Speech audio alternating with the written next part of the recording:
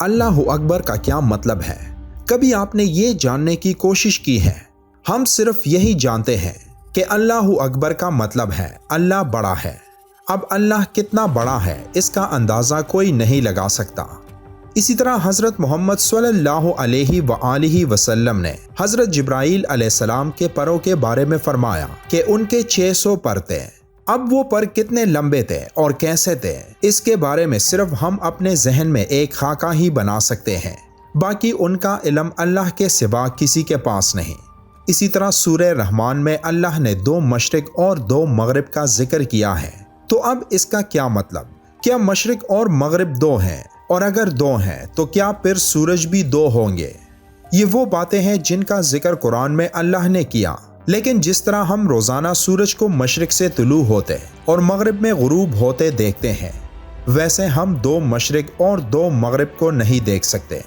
بالکل اسی طرح جس طرح قرآن میں اللہ نے ستاروں کے منزلوں کی قسم کھائی، لیکن وہ ستارے اور ان منزلوں کو ہم نہیں دیکھ سکتے۔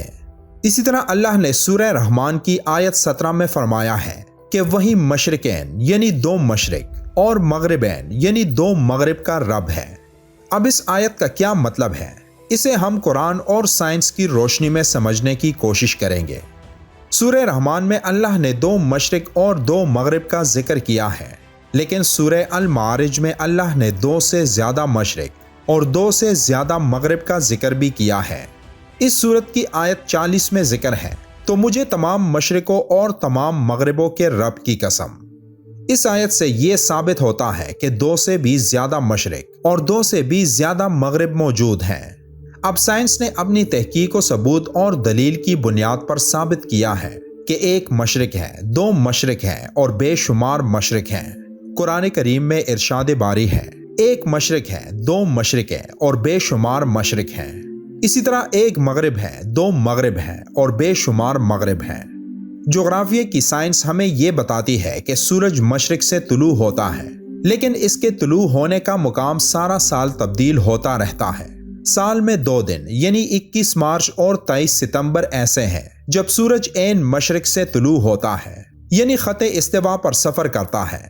موسم گرما کے دوران میں 22 جون کو سورج مشرق کی ایک انتہا سے نکلتا ہے، تو موسم سرما میں بھی ایک خاص دن یعنی 22 دسمبر کو سورج مشرق کی دوسری انتہا سے نکلتا ہے۔ اسی طرح سورج موسم گرما میں یعنی 22 جون اور موسم سرما میں یعنی 22 دسمبر کو مغرب میں 2 مختلف انتہاؤں پر غروب ہوتا ہے۔ یعنی سال میں جو سردی اور گرمی کے موسم بدلتے ہیں، تو سائنس کے مطابق یہی 2 مشرق اور 2 مغرب ہیں۔ 2 سے زیادہ مشرق اور 2 سے زیادہ مغرب کے لیے سائنس یہ کہتی ہے کہ سورج جو ہر روز ایک نئے پوائنٹ سے طلوع اور غروب ہوتا ہے، تو اس کا مطلب 2 سے زیادہ مشرق اور 2 سے زیادہ مغرب ہے، جو کہ آسانی سے سمجھ آنے والی بات ہے۔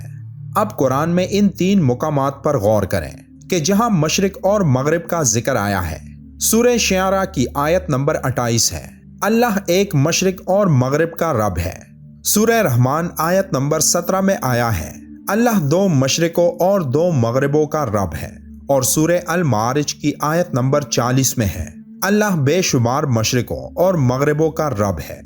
لیکن دلچسپ بات یہ ہے کہ سائنس جو یہاں سورج کے نکلنے اور غروب ہونے کی جگہ کو مشرق اور مغرب کہہ رہی ہے، لیکن قرآن میں ان تینوں آیات میں کہیں بھی سورج کا ذکر نہیں، اور سائنس کے علاوہ کئی تفاسیر میں بھی ان آیات میں سورج کا ہی ذکر کیا گیا ہے، جبکہ سورج جسے ہم ایک سمت سے طلوع ہوتے دیکھتے ہیں، وہ اس سمت یعنی مشرق کا ایک پوائنٹ ہے جہاں سے وہ طلوع ہوتا ہے، جبکہ وہ تمام سمت جسے ہورائزن کہتے ہیں مشرق ہی کہلاتا ہے، جس ہورائزن کے ایک پوائنٹ سے سورج طلوع ہوتا ہے۔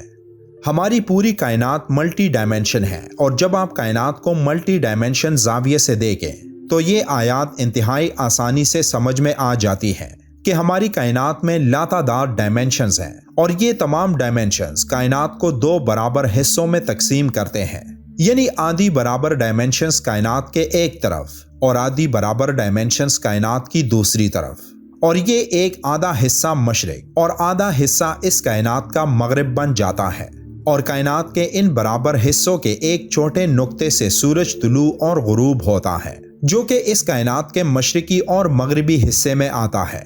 تو ہم یہ نہیں کہہ سکتے کہ ان آیات میں اللہ نے جس ایک یا ایک سے زیادہ مشرق اور مغرب کا ذکر کیا ہے وہ وہی مقام ہے جہاں سے سورج نکلتا ہے، کیونکہ صرف سورج ہی اس کائنات میں ایک ستارہ نہیں بلکہ اس سے اربوں تعداد میں ستارے ہماری کائنات میں موجود ہیں۔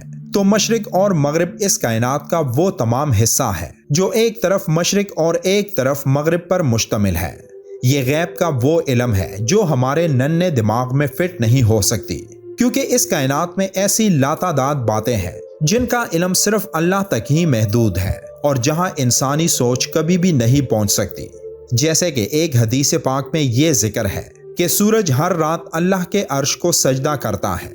تو یہ ایسی باتیں ہیں جو ہم ڈائریکٹلی نہیں سمجھ سکتے، کیونکہ یہ بات کوئی کیسے تسلیم کر سکتا ہے کہ سورج اللہ کے عرش کو کیسے سجدہ کر سکتا ہے، لیکن حدیث پاک میں آیا تو ہم اس پر ایمان رکھتے ہیں۔ اور اس سجدے سے کیا مراد ہے تو یہ سائنس اور قرآن دونوں سے ثابت ہو چکی ہیں، جس کا ذکر ہم پچھلی ایک ویڈیو میں بھی کر چکے ہیں۔ اس بات کی صحیح سمجھ ہمیں تبھی آ سکتی ہے جب ہم اس کائنات میں موجود ملٹی ڈائمینشنز کو سمجھ لیں، جن ڈائمینشنز پر یہ کائنات ایک ترتیب سے کڑی ہے۔